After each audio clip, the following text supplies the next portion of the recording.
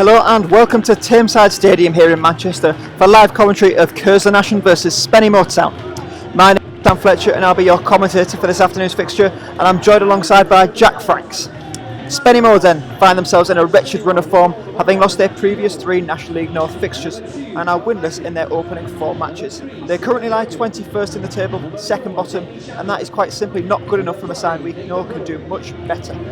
As for Curzon Ashton, they currently occupy 9th position in the league, but after losing their last 2 matches, find themselves, like Spennymoor, in need of a win. But it was appealing that he was felled actually by Curtis, but he just stood his body up well and didn't allow him to run in behind him, and that goes through to Matthew Gold in the Spennymoor Town goal. James Curtis having words with Dan Ward there, who just trying to be too much in that final third there, trying to pick out the perfect pass when could have even had a shot on goal.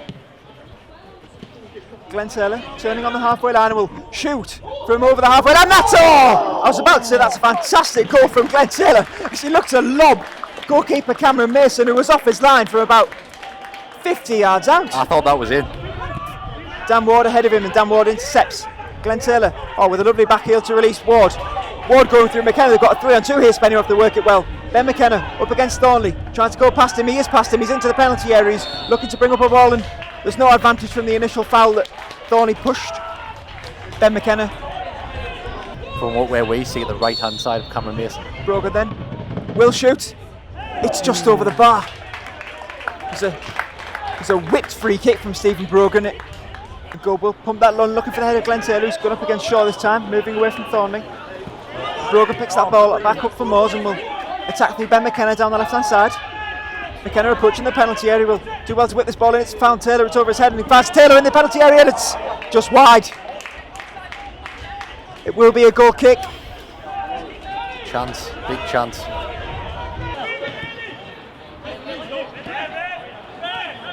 Down here, is it Ramshaw down? Well, Moores have a man down here, it's Rob Ramshaw, but decide to play on through Stephen Brogan, who's running down the left hand side. He's taken on after Moores' team, falls to Glenn Taylor, who shoots first time, and that's just past the post again. Glenn Taylor on the turn.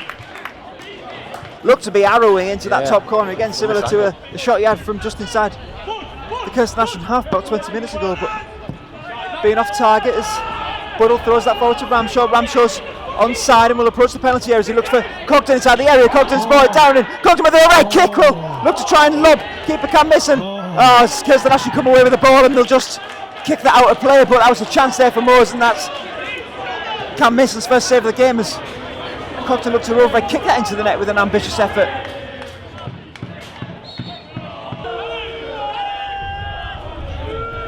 Brogan will place this down. Left footed, so it will be an in-swinger.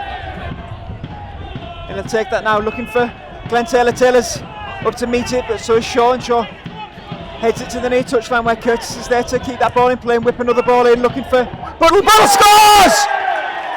But it's ruled out for a push in the back. And although Spennymoor Town thought they'd taken the lead, it's disallowed by referee Dan Locker. And I'd like to see a replay of that. I don't think there was much in it. There was just a crowd of players about 6 yards out, and it just comes off Buddle into the net, but Dan Locker believes it's been put in illegally, and so the goal is choked off.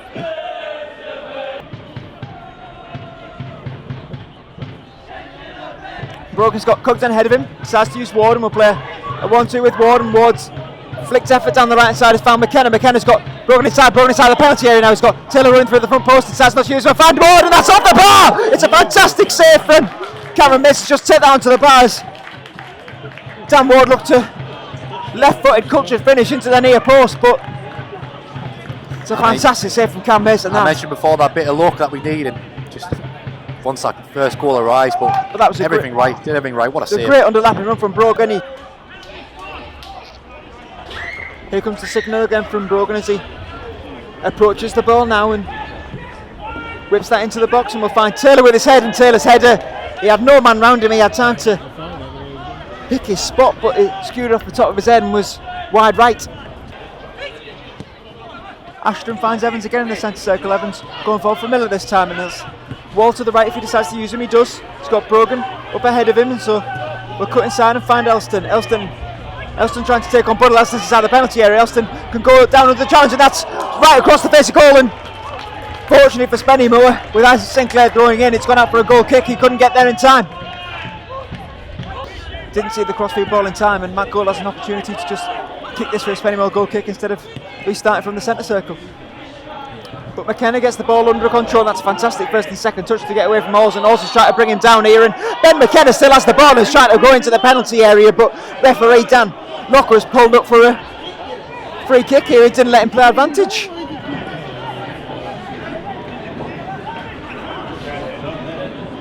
And I think he's just admitting to make a mistake, and he's called play back for a free kick, and if he's done that, he's got to book him.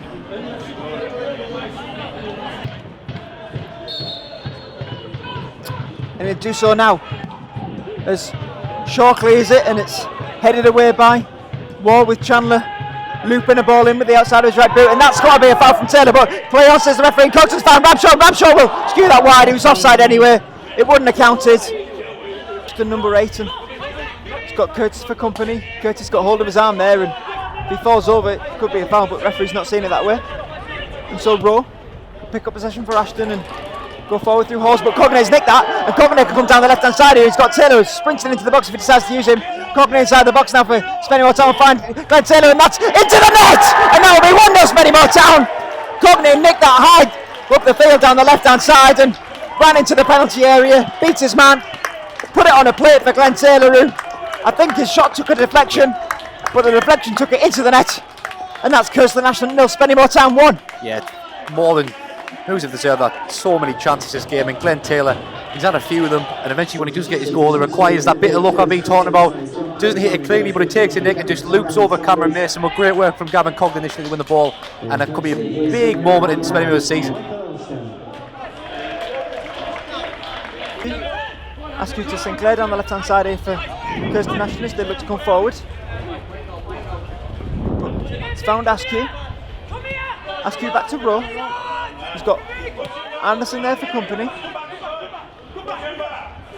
with Anderson keeping the pressure on Thornley, and Thornley's crossfield ball looking to find the introduction of Jack Bannister. Bannister's cross is intercept. Oh, it's put into his own net by James Curtis, and that's 1-1 Curzon Ashton, and that's poor defended from Curtis. Unbelievable.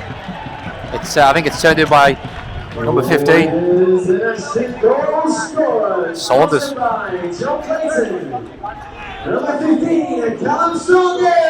Yeah, it's Saunders.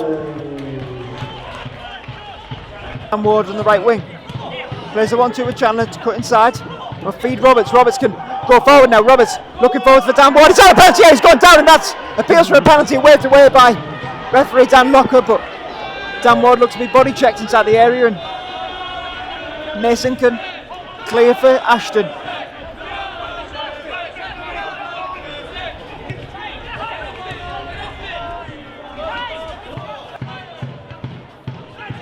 Who wins it, and Magny up in front of his man is just a bit of head tennis in the final third as Dan Ward dispossesses Miller, and Spennymoor Town try and work their way down the left hand side through Brogan with a hoof ball down the line, and that is the last action of the game. It finishes here at the Tameside Stadium. Curzon Ashton 1, Spennymoor Town 1. You'd have to say on the balance of play that's harsh on most.